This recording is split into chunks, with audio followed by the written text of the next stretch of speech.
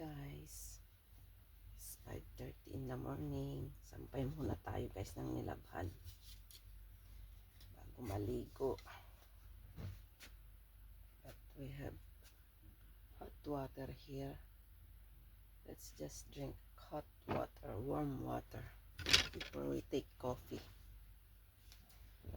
Before that, just hang the clothes. Kasi pagod na tayo pag-uwi. Kagabi hindi natin nasikaso guys. So, sampay muna bago maligo. Tapos na magsampay guys. Arrange naman natin yung ating bed.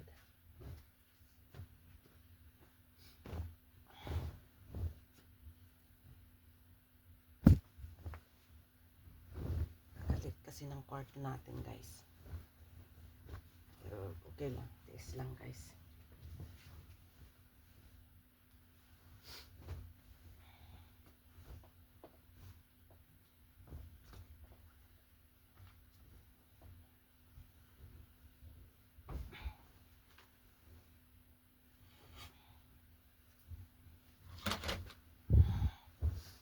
Ginhawa din tayo. May awa ang Diyos. Yan na lang guys. Kasi nagmamadali na ako. Naliligo na.